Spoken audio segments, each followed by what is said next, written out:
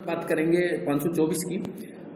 इसमें pedagogy of subject जो हैं अपनी उनके बारे में, pedagogy of elementary school subject जितने भी हैं ये तो बात चल रही थी। इसमें कुछ क्वेश्चन पीछे भी बाकी थे और नेक्स्ट है हम what do you understand by portfolio assessment in social studies के अंदर है कि पोर्टफोलियो असेसमेंट क्या होता है। पोर्टफोलियो मीन्स हम पहले भी चर्चा कर चुके हैं, पहले 526 में सबमिट भी कर चुके हैं। पोर्टफोलियो मीन्स सारी रिपोर्ट कार्ड चार्ट वगैरह सारी चीजें इकट्ठी करने की जरूरत नहीं है, एक जगह पे एक बच्चे को असेसमेंट कर लेते हैं। देखते हैं क्या है।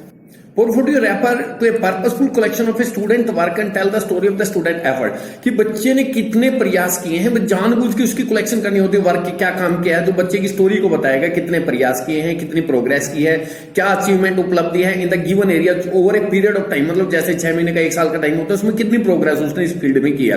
किसी भी सब्जेक्ट को उठा के हम कर सकते हैं, जैसे मैथ का, इंग्लिश का, किसी का भी ओवरऑल भी कर सकते हैं। It is more than A folder stuffed with a student paper. ये उसकी वजह जो हम सारा साल रिकॉर्ड इकट्ठे करते रहते हैं, स्टफ होता है टूसना, फोल्डर बना लेते एक एक बच्चे का, उसमें student paper, video tape, progress report, related material जितने भी सामान होते हैं उसमें बच्चे के हम इकट्ठे करते रहते हैं। Portfolio should contains not only the best work but all kind of work to show the growth and progress of a child। बच्चे का ये नहीं केवल उसमें क्या ग्रोथ किया है, बढ़िया चीजें दिखाई, वो नहीं, सारी प्रकार की चीजें उसने कितनी प्रोग्रेस की है, कितनी ग्रोथ हुई चाइल्ड की, वो द इंटायर स्कूल या सारे के सारे साल में क्या उसने किया है, क्या बढ़िया वर्क था, क्या ठीक नहीं था, किसमें पीछे रहा है, किसमें आगे का। Such a collection shows the teacher and parents. इस प्रकार की कलेक्शन जो बच्चों को मतलब टीचर्स को भी पता लग जाता है, पेरेंट्स को भी, what the child has accomplished, कि बच्चे ने क्या अचीव किया है, प्राप्त किया है। And is a record of actual work done, उसने वास्तव में कितना काम किया है, वो पेरेंट्स को भी पता लग जाता है और टीचर्स को भी। The actual work done by the child's over a year can be collected in a portfolio। वास्तव में जो काम बच्चे ने किया पोर्टफोलियो के माध्यम से हम उस बच्चे का इकट्ठा कर सकते हैं, एक जगह पे हो जाता है सारा record. For example you can maintain a portfolio for each of your student by pasting pocket on the classroom wall. Classroom के बाल वो बना लेते एक पॉकेट टाइप में, मतलब एक अलग अलग बैग सा बना देते हैं उनका, आस्क के children to put their following type of work from time to time. जब भी तुमको हम काम करो, नीचे कुछ टाइप काम बताएं भी, ये काम जब भी करो उसमें अपने बैग में डाल दो, अपनी पॉकेट में डाल दो, इन दिस रिस्पेक्टिव पॉकेट जो बच्चों को लोड की गई है। रिटन मटेरियल जैसे वर्कशीट है, क्रिएटिव राइटिंग जो बच्चों को दी है, टेस्ट है, report of out of classroom activity, classroom से बाहर जो स्पोर्ट्स में गए हैं उनका क्या उनकी प्रतिक्रिया है, क्या उनको ग्रेड दिया गया है। Various drawing plants, flowers, animal, इस प्रकार की चीजें। क्राफ्ट वर्क, हाथ से किए गए काम, लाइक पेपर फोल्डिंग, पेपर को फोल्ड करके कोई चीज बनाना, पेपर कटिंग करना, ग्रीटिंग कार्ड बनाना, प्रिपेयर बाय चिल्ड्रन, खुद बनाते उनमें डाल दे अपने पॉकेट में। Letter to be child from others, की जो पत्र मिले हैं बच्चों को दूसरों से। List of story book read by child, की बच्चे ने कौन कौन सी कहानी पढ़ी उनकी लिस्ट बना के उसमें डाल सकते हैं। कलेक्शन ऑफ लीव्स, टेक्सटाइल्स मतलब पत्ते वगैरह का, टेक्सटाइल्स मतलब मिल, कपड़ा मिल जो होती है, इनके कुछ एग्जाम्पल जो उसमें डाल सकते हैं वो। Diaries, paragraph written by children the fearless way, मतलब नीडर तरीके से बच्चे ने कोई भी चीज पैराग्राफ कंपोजिशन किया है उसको डाल सकते हैं उसमें। Samples of child self assessment sheet, बच्चे ने अपना आकलन खुद किया वो सैंपल उसमें डाल सकते हैं। पॉकेट जो बच्चे के, हर बच्चे को हम साइन कर देते हैं, लिख के नाम उनका लगा देते हैं। तो portfolio is collection of rather than a single piece of work, मतलब एक कलेक्शन होती है सारी चीजों की, एक वर्क, एक काम का टुकड़ा कह ली इसकी वजह। As a school year progressive, जैसे सारा साल प्रोग्रेस करता है, the collection in the portfolio increase, जो उसी तरीके से उस पोर्टफोलियो के अंदर बच्चे की जो कलेक्शन है वो इंक्रीज होती जाती है, बढ़ती जाती है। At the end of the year terms the teachers look at the each child portfolio की एंड टर्म के अंत में, साल के लास्ट में जाके टीचर जो पोर्टफोलियो हर बच्चे का देखता है तो असेस हर प्रोग्रेस बता देता है, हिज और her progress, give specific and useful feedback to parents, और माँ बाप को, पेरेंट्स को बता दिया जाता है, फीडबैक देते हैं कि बच्चा कहां तक पहुंचा है, क्या इसमें कमी है, वो फीडबैक दे देते हैं। The portfolio opens help parents to know more about their own children. Portfolio से माँ बाप जो बच्चे के बारे में ज्यादा जान सकते हैं, अबाउट एबिलिटी, कितनी उसमें योग्यता है, इंटरेस्ट कहां तक उसका, किस फील्ड में उसका इंटरेस्ट है। They may not have observe at home, जिस चीज को घर पे ऑब्जर्व नहीं कर सकते, घर पे नहीं देख सके, स्कूल में टीचर की हेल्प से पता लग सकता है। And help them discuss with teachers and children's performance, के टीचर के साथ डिस्कस कर सकते हैं बच्चे की क्या परफॉर्मेंस रही, कितनी उसने प्रोग्रेस की है और क्या ग्रोथ उसकी हुई है। तो टीचर के साथ पोर्टफोलियो के माध्यम से पेरेंट्स के भी आगे बात आ जाती है और टीचर्स के भी आगे आ जाती है, और इसको हम पहले भी डिस्कस कर चुके हैं।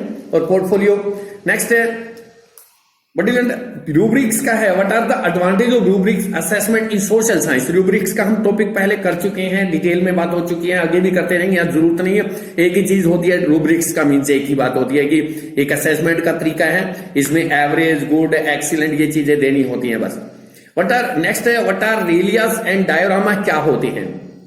इससे पहले करेंगे what status did social science occupy in ancient India.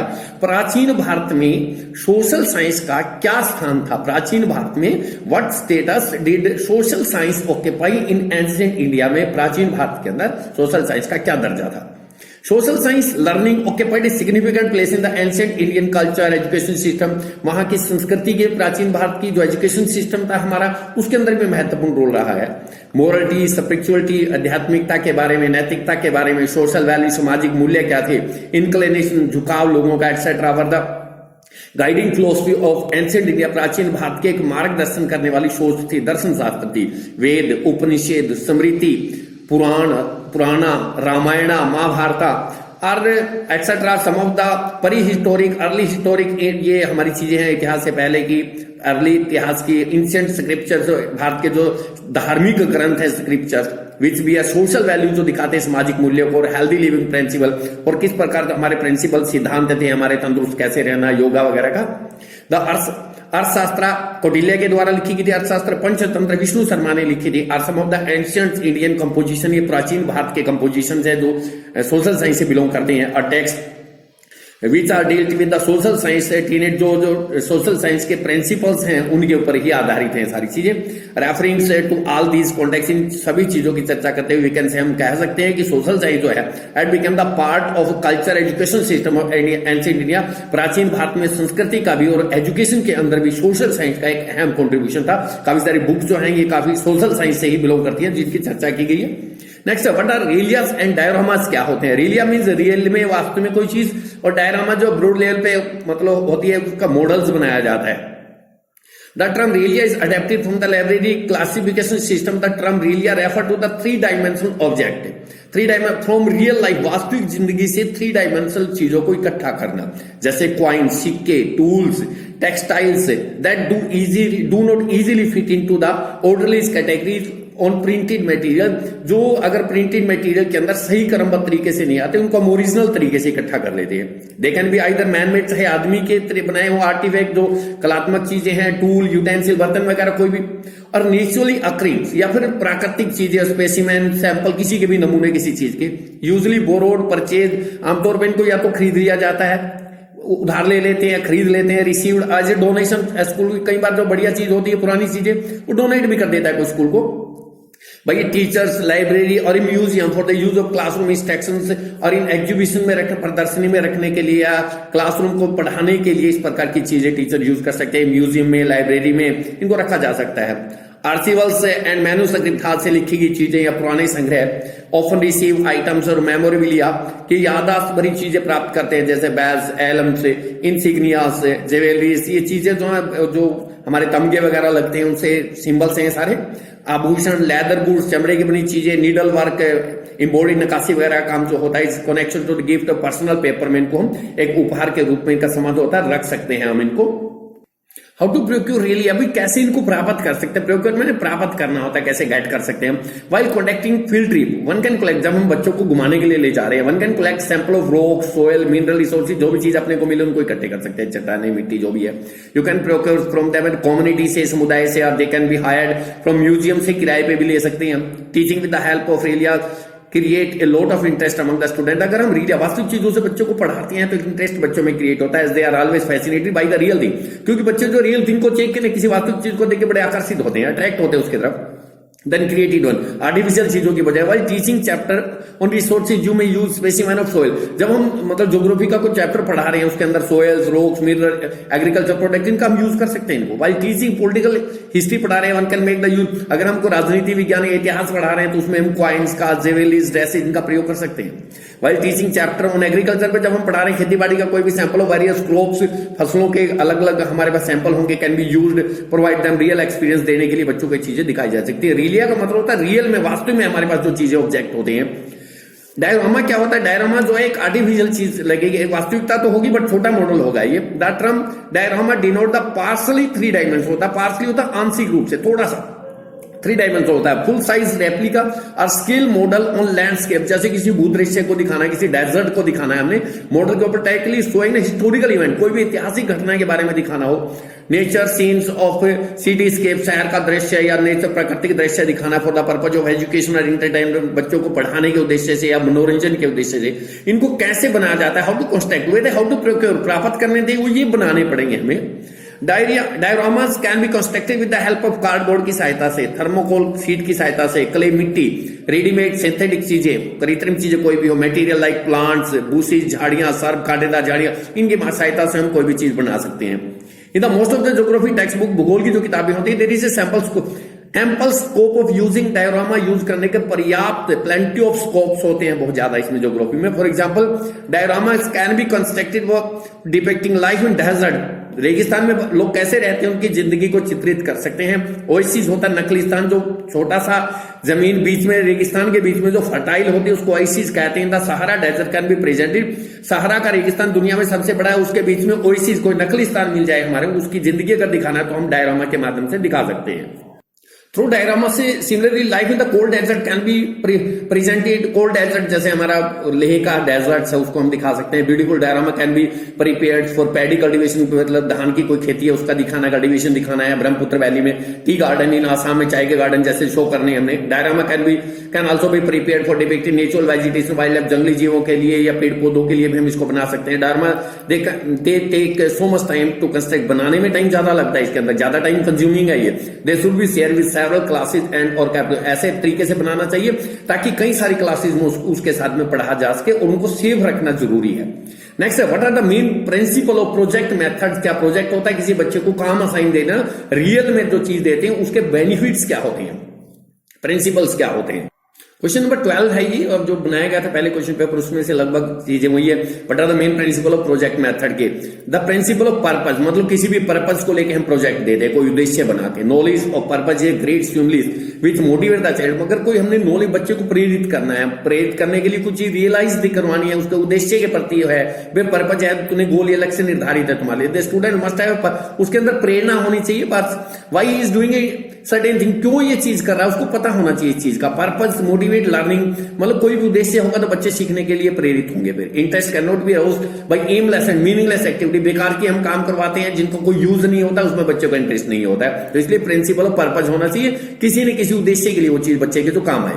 Principal of activity, opportunities should be provided to the students को अवसर देना चाहिए that make them active and learn things by doing, मतलब ताकि वो एक्टिव हो, उसके अपने आप काम करके सीखे। गांधी जी वाला formula, learning by doing.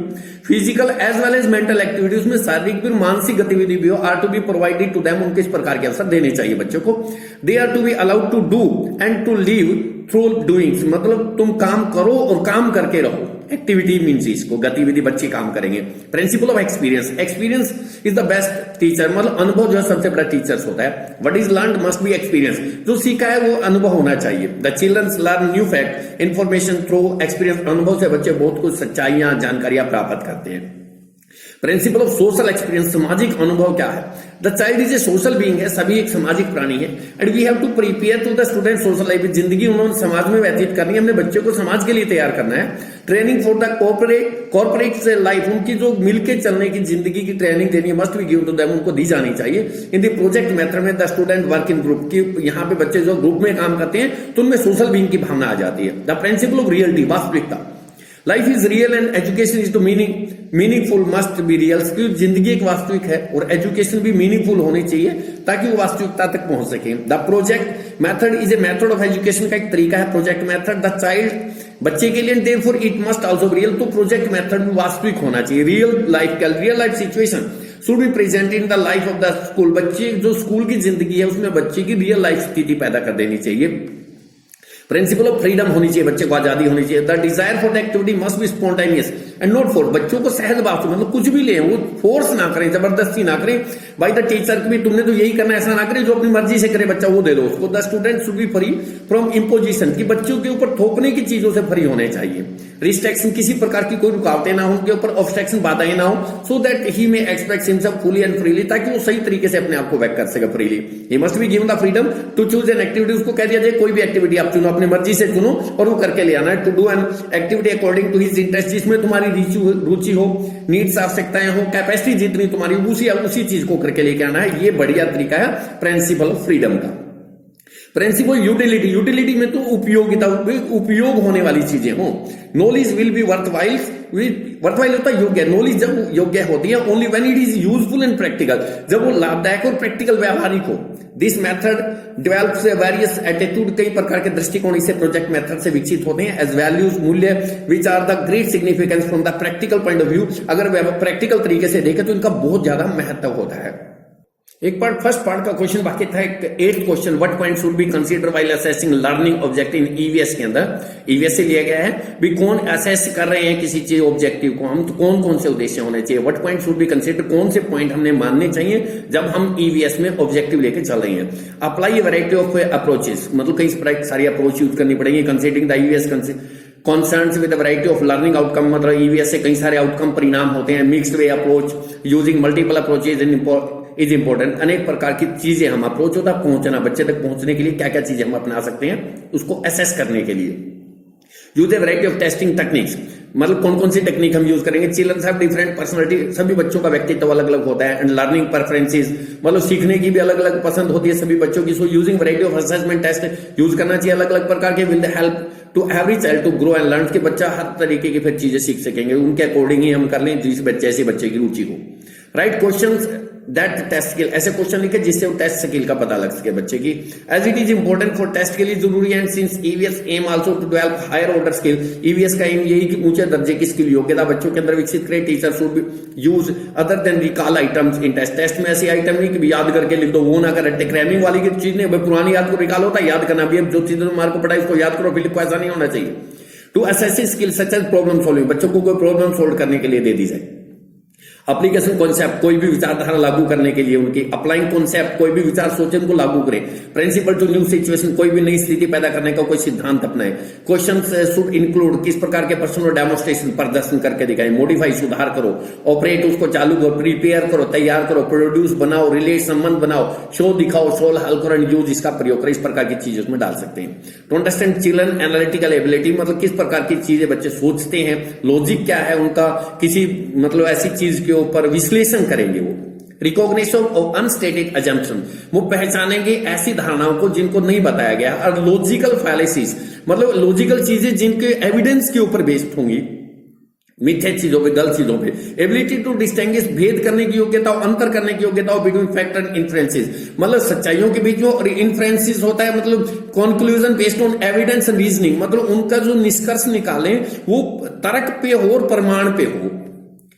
Test items like diagram, differentiate, distinguish, अलग अलग करना, इलस्ट्रेट, प्रकट करना। इन्फर्स वही होता लॉजिकल रीजनिंग दे रहा। पॉइंट आउट, किसी चीज को बताना। रिलेट, वर्णन करना। सिलेक्ट कर, चुनना। सेपरेट, अलग अलग करना। सब डिवाइड, उनको हिस्सों में बांटना, एक्सेट्रा यूजफुल रहेंगे इसके लिए। To learn about ability to synthesise, integrate learnings, कृत्रिम चीजों को, लर्निंग फ्रॉम डिफरेंट एरिया, अलग अलग चीजें से, जो एरिया से चीजों को इकट्ठे करके जोड़ना। And solve problem by creative thinking, समस्या को हल करना मतलब बड़े रचनात्मक तरीके से, कोई माइंड में सोच के तब उसका समाधान निकालना। आस्ट क्वेश्चन लाइक कैटेगराइज, अलग अलग करो। कंबाइन, जोड़ो। कंपाइल, बनाओ, इनको एक जैसा करो। Device, design. एक्सप्लेन, जनरेट, बनाना, ये भी। और ऑर्गेनाइज, प्लान। रीअरेंज, दोबारा बनाओ। रिकंस्ट्रक्ट, रिवाइज, इसमें सारी की सारी चीजें मतलब दोबारा बनाने की, ये बना के दिखाओ, वो बना के दिखाओ, इनको डिवाइड करके दिखाओ, कैटेगरी में करो, रिवाइज करके दिखाओ इनको, ये चीजें आएंगी सारी। To know about evaluation skill क्या होनी चाहिए। जजिंग एंड असेसिंग, मतलब जज करना, उसका आकलन करना। क्वेश्चन शुड इंक्लूड क्या होने, अप्रेज, प्रशंसा करना। कंपेयर, कॉन्क्लूड, कॉन्ट्रास्ट, तुलना करना। क्रिटिसाइज, आलोचना करना। डिस्क्राइब, वर्णन करना। डिस्क्रिमिनेट, भेदभाव करना। एक्सप्लेन, जस्टिफाई, उचित ठहराना। इंटरप्रेट, व्याख्यान करना। सपोर्ट, समर्थन करना। गिव फीडबैक, फीडबैक देंगे मतलब क्या होगा। On student performance and adapt, स्थिति के अनुसार ढाल लेना, उसकी परफॉर्मेंस कैसे रही है, प्लान कैसे बनाई है। ऑर्गेनाइज एक्टिविटी, उसकी गतिविधि क्या थी। To meet the identify needs of the children, बच्चों की कौन कौन सी आवश्यकताएं हैं जिनको शामिल करना चाहिए, पहचानना चाहिए। रिमेंबर टू बी फ्लेक्सिबल, मतलब लचीलापन होना चाहिए। वाइल असेसिंग द चिल्ड्रन, बच्चों का आकलन कर रहे हैं तो लचीलापन होना चाहिए, नहीं स्ट्रिक्टली इंपोज ना करें किसी भी चीज को हम बच्चों के ऊपर।